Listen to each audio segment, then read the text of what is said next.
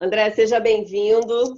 Você está estreando com a gente aqui uma série de entrevistas, onde a gente vai estar entrevistando líderes de líderes que estão trabalhando aí à frente dessa transformação, dessa de um momento que começou com uma desorientação, acho que para todo mundo, e vocês aí com pulso forte, de forma diretiva, tiveram que de alguma forma tomar rédea da situação para poder criar uma reorientação para que as pessoas pudessem voltar a produzir, né, e a continuidade dos negócios.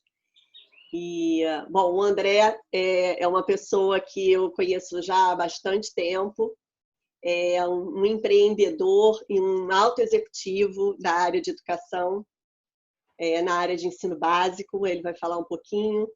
E é uma honra para mim ter você aqui. Você realmente foi o escolhido pelo nosso time aqui para abrir aí essa temporada que vai inspirar muita gente. Inclusive, a empresa dele se chama Inspira Rede de Educadores. Então, seja muito bem-vindo, André. Obrigado, Renata. Obrigado a todo mundo. Obrigado pelo convite, pela coragem aí de começar comigo, né?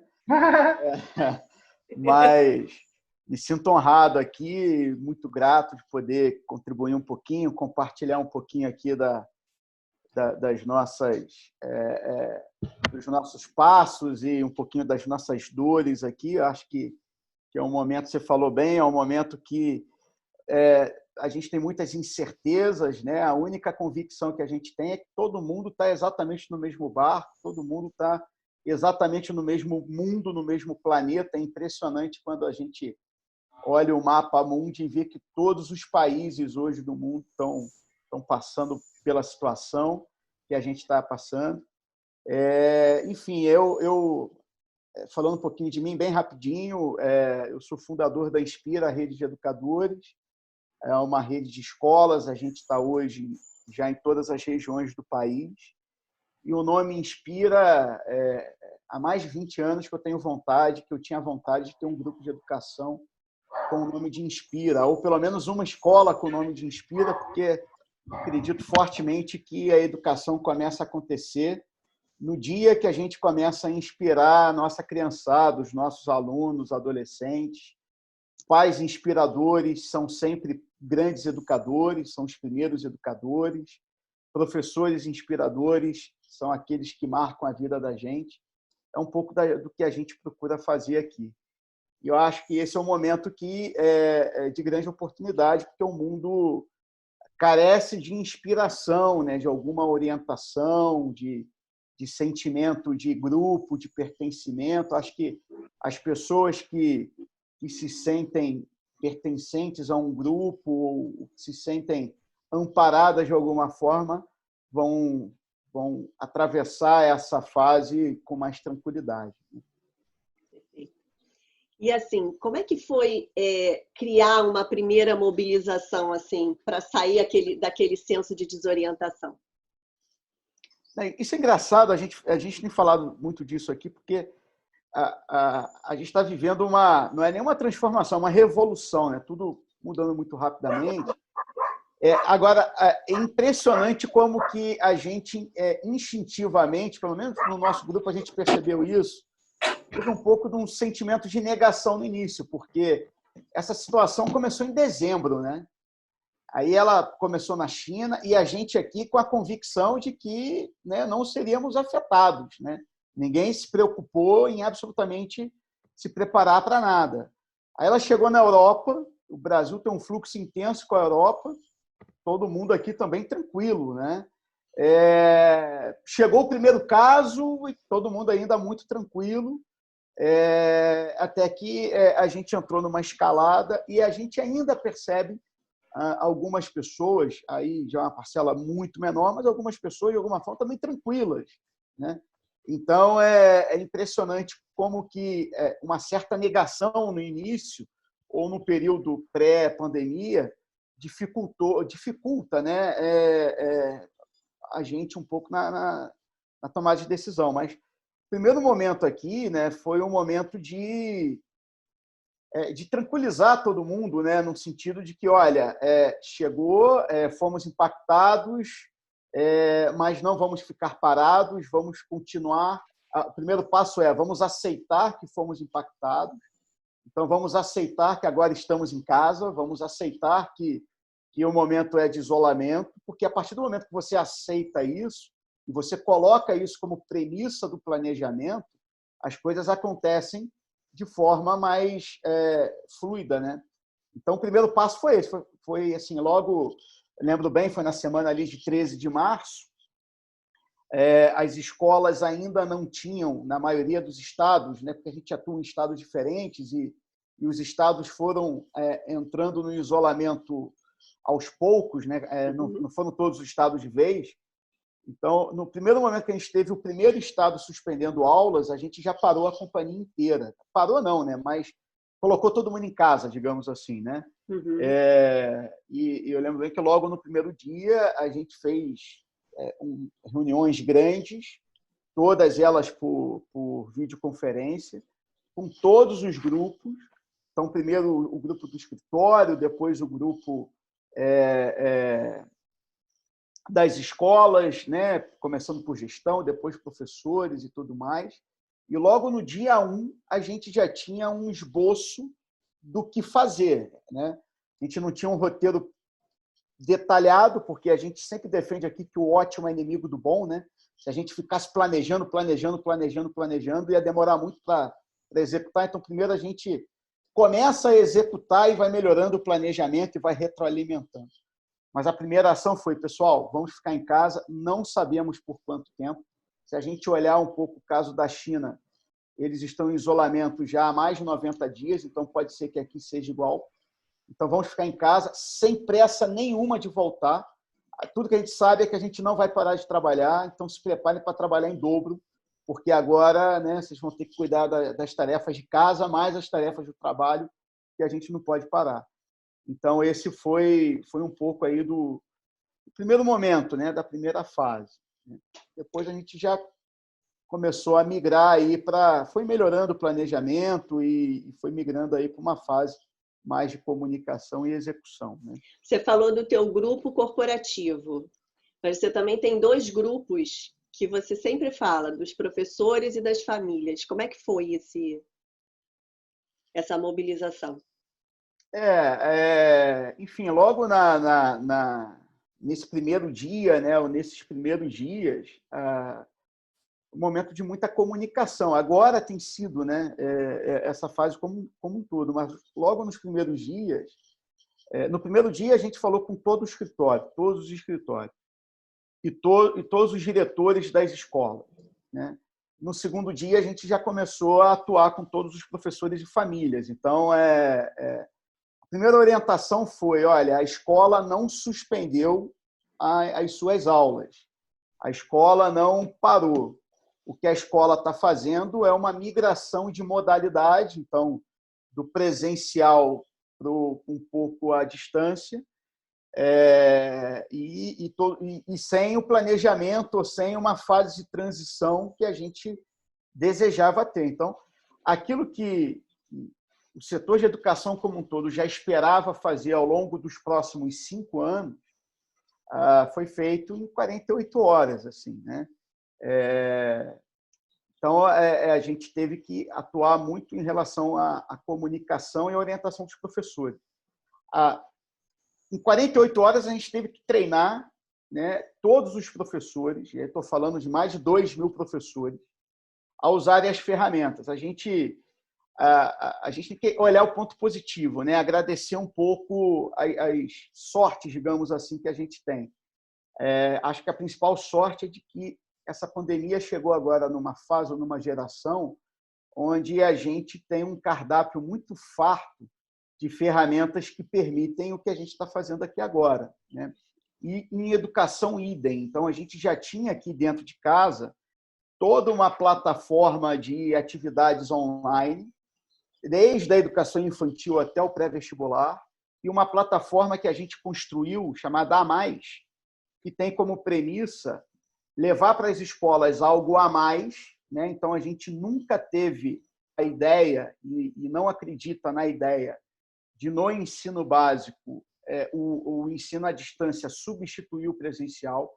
A gente não acredita nisso, mas a gente acredita que é algo a mais importante para os professores, para ficarem mais próximos dos alunos, dado que os alunos estão hoje nas redes sociais, são digitais. Né? Por isso que o nome da plataforma é A Mais. E eu costumo dizer que quanto mais a gente trabalha, mais sorte a gente dá, porque no ano passado a gente investiu pesado na construção do A Mais e na implantação. A implantação se deu no início desse ano. A gente tinha um projeto de ir implantando ao longo do ano, e esse projeto a gente teve que fazer em 48 horas. Então, a gente, em 2 dias, treinou muito os professores. E o que foi muito legal aqui dentro, compartilhando um pouco da experiência aqui, que a gente acredita muito na força do grupo. Né? Mesmo que aconteça uma certa revolução e a coisa fique meio atropelada no início, mas a gente acredita muito que o grupo ele se ajuda, e mesmo que alguns empurrões aconteçam no início, no final todo mundo acaba se alinhando se tiver uma liderança inspiradora e uma comunicação muito correta. Né? E foi exatamente o que aconteceu. Então, a gente criou, por exemplo, grupos de WhatsApp com 250 professores em cada grupo. A gente lançou pequenos vídeos de treinamento e deixou os professores se ajudarem. E aí o que a gente viu é que teve aqueles 50 professores, que a impressão que dava é de que eles já tinham nascido sabendo usar a ferramenta, então eles estavam só relembrando. Né? E tinha aqueles outros 50 que nunca na vida tinham usado o computador, tinham falado com a câmera. Né? E os primeiros 50 foram os treinadores dos outros 50. Assim, não foi a gestão, não foram os coordenadores, porque não daria tempo de fazer isso. Foram os professores que se ajudaram. Né? Eu sempre dou o exemplo aqui de que, principalmente para a educação infantil, é muito comum a gente ter aquele professor que ele monta a tua aula em função da experiência das crianças. Né? É um pouco do que se chama de construtivismo. Né? Então, o professor ele aproveita muito daquilo que as crianças levam para a sala de aula para ele poder desenvolver a sua atividade em cima daquilo. Os professores perderam isso, né? Pelo menos no início. Então, assim, foi um momento de aprendizado também metodológico do ponto de vista pedagógico, não apenas do uso da tecnologia. E até nisso, os próprios professores se orientaram. Né? Então, eu lembro bem que nesse grupo de WhatsApp eu abri o grupo mandando uma mensagem falando assim: pessoal, eu acredito que a gente vai ter aqui, pelo menos nos 3 primeiros dias, 1000 mensagens por dia no grupo. E depois eu acho que isso vai cair para 10. Né? Mas fiquem à vontade, falem, perguntem. Só não enderecem a pergunta para ninguém. Lancem a pergunta para alguém, porque quem souber responder tem liberdade para responder. Eu errei na previsão, porque no primeiro dia a gente teve 2.000 mensagens, não 1000. 2.000 mensagens. E hoje a gente tem 10 mensagens por dia e a coisa funcionou. E o terceiro grupo foram os pais. Né? E aí, com os pais, a gente tem uma comunicação muito intensa até hoje. Por quê? Porque no início a comunicação com os pais era muito na linha de falar assim: pai, não sabemos quanto tempo essa situação vai permanecer, as atividades não pararam, não daremos férias para as crianças por enquanto, porque a gente não sabe quando a gente volta. Vamos continuar com as atividades à distância. Toma aqui o material, toma aqui as orientações, toma aqui o acesso aos portais e os canais de comunicação para tirar suas dúvidas. Essa foi a comunicação da primeira semana, da primeira onda. Né? Na segunda semana, a gente já começou a ter que mandar orientações para os pais de convivência com seus filhos. Né? Então, a gente começou a mandar, e aí todo o time pedagógico ajudou muito. E essa fase ela permanece até hoje. Né? A gente já está na 4ª semana de isolamento. Então, são 3 semanas onde a gente, toda semana, manda mensagens para os pais com dicas de convivência. Então, dicas do tipo, olha, se o teu filho tem 2, 3, 4 anos, ele vai fazer isso em casa. Ele vai subir no sofá, ele vai correr, ele vai subir na mesa, ele vai usar o cabo de vassoura de brinquedo, ele vai usar as suas roupas e os seus sapatos de brinquedo. Tudo isso é normal, tá, pai? Ele faz isso na escola também. Então, a gente teve que... Se teu filho tem 10, 11, 12 anos, teu filho vai ficar angustiado num certo momento, ele vai ficar entediado num outro momento, ele vai te responder mal. É normal, tá? Na escola ele faz isso também, né?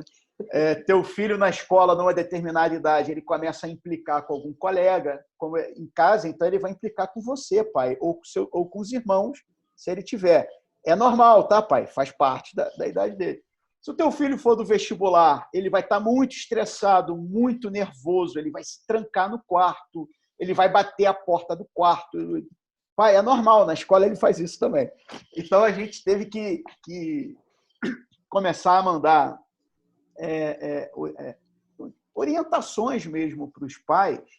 E eu lembro bem de uma reunião que eu fiz aqui, onde eu falei, interna, tá? Eu fiz com o nosso time da parte pedagógica, e eu falei assim, olha, os pais da educação infantil, num primeiro momento, eles vão ficar angustiados porque eles vão achar que os seus filhos não estão aprendendo nada. E não está funcionando, e alguns poderão achar que estão rasgando o seu dinheiro, né? A gente precisa dizer para os pais que é assim mesmo, que uma criança de educação infantil, mesmo na sala de aula, ela só se concentra no que o professor está falando em 15% do tempo. O restante, ela está interagindo com o mundo, com a sala de aula, com os objetos de aprendizagem, com os colegas, ela está olhando para um lado, olhando para o outro. É assim mesmo, é assim na escola. É que os pais não estão dentro da escola para ver como é, né? Então, a gente precisa orientar para os pais isso, porque senão a gente vai ter um grupo de pais falando, olha, eu quero cancelar porque não está adiantando nada. E eu lembro que a gente se antecipou a isso, e isso foi muito acertado, porque hoje, conversando com gestores de outras escolas e até escolas que não são do grupo, mas eu tenho amigos no setor, a vida inteira dentro do setor de educação, e a gente vê um pouco disso, né? Alguns pais angustiados em achar que está rendendo menos do que deveria, né? E o que a gente tem dito pai, os 15%, os 20% que você acha que teu filho está rendendo, é muito melhor do que se fosse zero. E, na verdade, nos outros 85% ou nos outros 80% que você acha que não está rendendo, está rendendo. Teu filho, pelo simples fato dele estar vendo pela telinha os coleguinhas dele e ver que está todo mundo vivo e dentro de casa que nem ele, isso já faz parte da aprendizagem, isso já faz parte... Isso vai marcar a vida do teu filho. O teu filho pode ter 4 anos de idade. Quando ele tiver 80, ele vai lembrar dessa época. Ele não vai lembrar da escola, mas ele vai lembrar das aulas por videoconferência. Então, isso faz parte da formação da criança. Então, a gente tem feito esse trabalho hoje muito mais de tranquilizar os pais, né? Uhum. Eu estava comentando antes, toda semana eu também escrevo uma carta, toda semana tem semana que é um pequeno vídeo, tem semana que é um e-mail, né, com um tom de carta. Eu escrevo para todos os pais também, aí escrevo para professores, para funcionários. Ontem, por exemplo, a gente teve de 9 da manhã até 11 da manhã, a gente fez 5 hangouts com 250 pessoas cada um, onde eu dei uma mensagem de Páscoa para todo mundo, né? Então, uma mensagem... E eu gravei um pouquinho também para os pais. Então, e aí, independentemente do credo de cada um, mas a Páscoa é um bom momento porque ela é celebrada em diversos povos, né? Inclusive de forma até meio dissociada da religião também. E a Páscoa, ela sempre traz uma mensagem de passagem, seja da vida da morte para a vida, seja do exílio para a terra prometida, para a liberdade, né? Da escravidão para a liberdade. mas ela é uma passagem de dias muito difíceis para momentos, para uma nova vida, digamos assim. Eu acho que é interessante que a gente está passando uma Páscoa muito forte, né?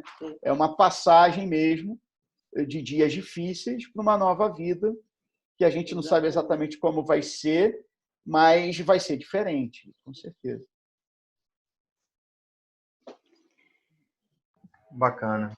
E agora, como é que foi juntar a comunicação com essa galera toda distribuída aí pelo país? Como é que foi absorver a informação, processar essa informação para não causar um pânico nas pessoas de talvez ter o desemprego, o que vai acontecer lá na frente? Como é que foi o desafio dessa comunicação com os professores, os coordenadores, os pares? Como é que foi tudo isso no momento da notícia? E um gancho que eu queria fazer é o seguinte: você, como líder, já tinha antecipado alguma possibilidade de um lockdown na operação da escola e já tinha previsto algum tipo de situação que você pudesse se comunicar mais efetivamente? Ou foi naquele momento onde os governos locais decidiram falar, não, vamos fechar, vamos parar tudo e vamos ver o que vai acontecer? Como é que foi essa comunicação? Qual foi o desafio maior que você teve? Legal essa pergunta, Ilmo, porque nunca passou pelo menos pela minha cabeça que isso poderia acontecer. Eu abri aqui fazendo uma crítica, né, de que, poxa, a coisa estava acontecendo na China, foi para a Europa e a gente aqui achando que não chegaria. Eu também achava que não chegaria. Na verdade, acho que é diferente. Eu nunca imaginei que chegaria. Acho que eu nunca pensei nisso, né? Acho que a gente é tão acelerado assim que nunca pensei nisso. Então, até que um belo dia a gente viu a aula sendo suspensa no estado, falou, opa, vai acontecer com a gente, né? Então, assim, planejamento zero, prévio para isso, zero, teve que ter tudo ali mesmo no dia a dia, então tem algumas dores por causa disso, tá? Mas, assim, aí falando sobre a comunicação, aquilo que eu falo, né? Eu usei a frase aqui, né? De quanto mais a gente trabalha, mais sorte a gente dá, porque acho que está tudo interligado. A gente, desde o primeiro dia aqui, eu sempre fui muito obcecado por trazer gente muito boa. A Renata acompanhou um pouco disso, né? Eu acho que qualquer organização ela vai dar certo se você tiver pessoas muito boas. A pessoa muito boa não é a pessoa que chega boa, é a pessoa que ela quer ficar boa, né? Ela entra com o desejo de ficar boa. E hoje a gente tem um time, uma liderança muito bom. Eu brinco que o mais bobo do escritório lá sou eu, e sou mesmo. A gente tem uma liderança muito boa. E isso ajudou muito na comunicação, porque a primeira coisa que a gente fez foi montar um comitê de crise, né? Esse comitê tem 9 pessoas, então tem um diretor de cada área, seja as áreas corporativas, sejam as áreas que têm contato com as escolas, né, que é o pedagógico, a área de operações, e por aí vai. E esse comitê de crise a gente se reúne todo dia, mesmo que não tenha nada na pauta, a gente se reúne. Eu brinco que é para pelo menos a gente se ver, né? Então, e sempre tem alguma coisa, né? Então, mas a gente se reúne todo dia. E eles vão disseminando a comunicação. Então, eu faço, eu estou mais próximo, digamos assim, virtualmente das escolas, mas o segredo da comunicação é descentralizar, pelo menos é o que a gente tem feito aqui. Quando eu falei, por exemplo, do tal grupo de professores, onde um professor forma o outro, um professor ajuda o outro, a gente procurou, no primeiro momento, fazer um trabalho, né, mandar mensagens de engajamento. Então, a gente não mandou nenhuma mensagem do como fazer. A gente mandou mensagens do tipo, pessoal, estamos todos juntos no mesmo barco, a escola não pode parar, a escola tem que continuar viva, então a gente conta com cada um de vocês. Uma frase que eu sempre uso é de que é na guerra que o sargento vira coronel, assim, direto, né? Isso é normal, né? Casos e casos e casos a gente tem de praças que viraram oficiais durante a guerra, né? Porque o ambiente ali exigiu isso. E isso tem acontecido um pouco aqui também. Então, a gente acredita muito numa liderança muito boa, né? Todo mundo querendo acertar, com a preocupação muito mais forte com o engajamento do que com como fazer. Não tem problema se atropelar um pouco, tem que estar todo mundo engajado, e isso tem funcionado. E a gente percebe o seguinte: os feedbacks das famílias são muito bons, porque as famílias agradecem muito pela plataforma, agradecem muito pelas ferramentas que a gente disponibiliza, mas as famílias agradecem principalmente por perceberem que está todo mundo trabalhando mais do que trabalhava, querendo dar o seu melhor, né? E é isso que eu falo com aquela professora que, sem querer, ela corta a aula 5 vezes porque ela aperta o botão errado, né? Mas eu sempre falo para ela, não tem problema, porque a família do outro lado está vendo que você está dando o seu melhor. A família acha bonito até todo o teu esforço e tua entrega. E isso tem acontecido, né? Então, a gente está descentralizando e tem funcionado. Bacana, muito bom, muito bom. E aí eu queria ouvir de você, André, quando você aposta que vai começar o novo normal? Qual é o dia D? Vamos lá. Primeiro, eu acho que assim, nunca mais vai ser como era, né? Não vai. Então,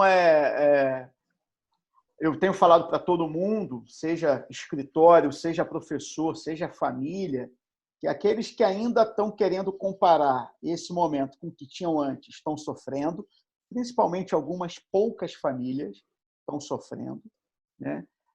E aqueles que acharem que vai voltar a ser exatamente como era, não sei, acho que não vai ser. Principalmente porque eu acho que o mundo vai estar percebendo que a gente sente muita saudade uns dos outros, né? Eu acho que povos, sei lá, o pessoal da Sibéria, que se tranca alguns meses dentro de casa por causa do inverno absurdo, talvez não esteja sofrendo isso. Mas a gente está sentindo muita falta uns dos outros. Então, acho que a gente vai valorizar um pouco mais, inclusive as famílias, valorizar um pouco mais o contato de estar perto com seus filhos, com seus queridos e tudo mais. Mas eu acho que vai demorar um pouco para a gente voltar ao fim do isolamento. A gente tem batido muito na tecla aqui de não ter pressa. Acho que todo mundo que tiver numa pressa, né, de vai voltar agora, final de abril, vai voltar agora, meio de maio. As pessoas que estão nessa expectativa devem estar sofrendo absurdamente. Primeiro porque vão se frustrar o tempo inteiro, né? Teve gente que pensou assim, vai voltar no meio de abril, já não vai voltar. Aí se frustrou. Vai voltar no final de abril. Não vai voltar. Aí vai se frustrar.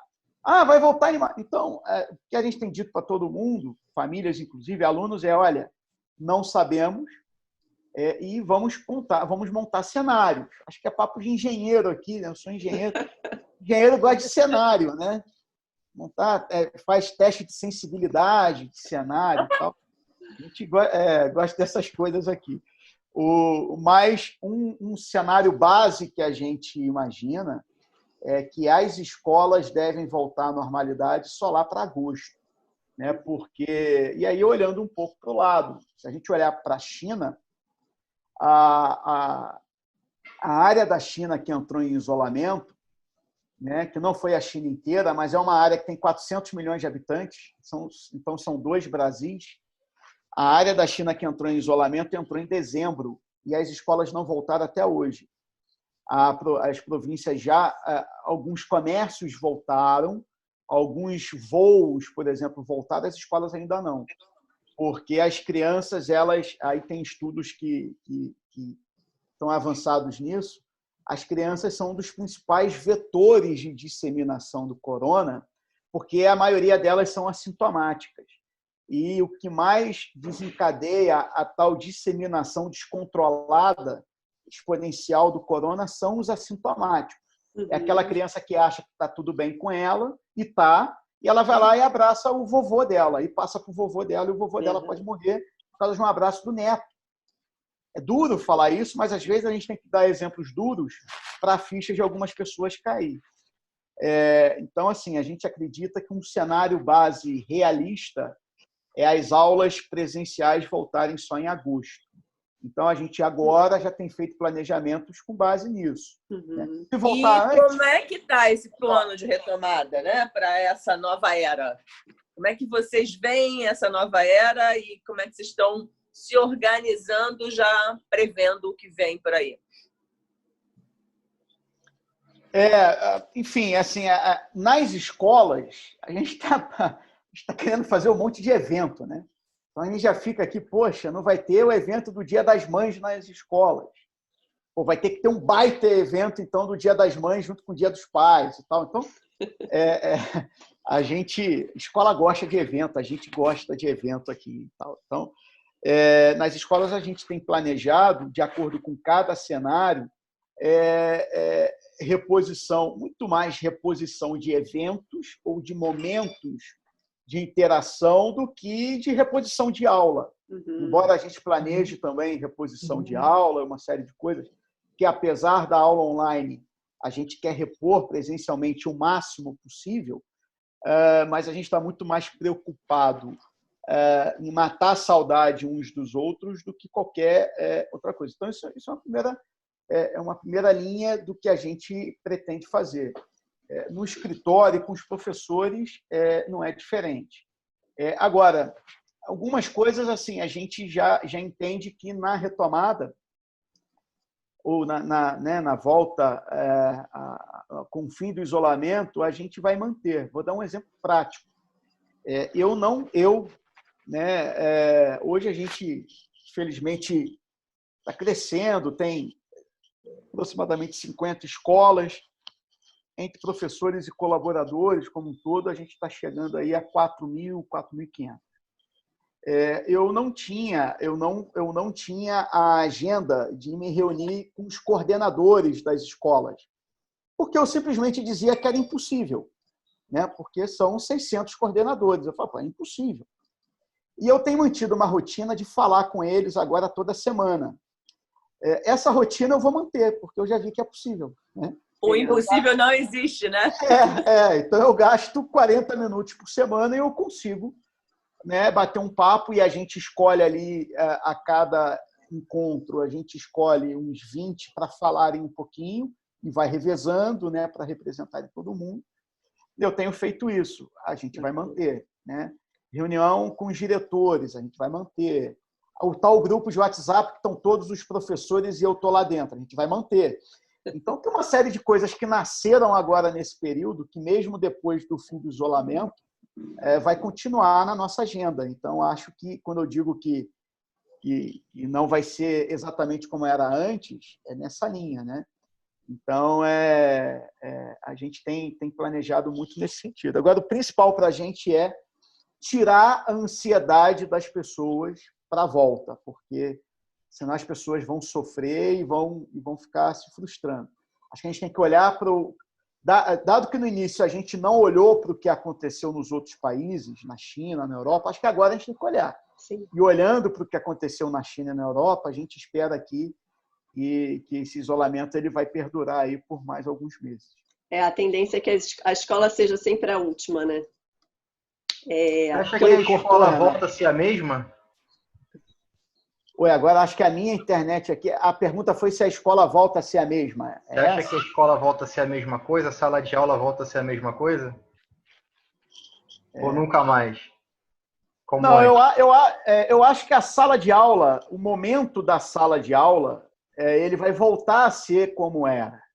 O que não vai ser como era é o fora da sala de aula, né? Porque a aula ela não vai acabar mais naqueles 50 minutos ali, né? Ou naquele horário, dependendo da idade da criança, naquele período, seja manhã, seja tarde.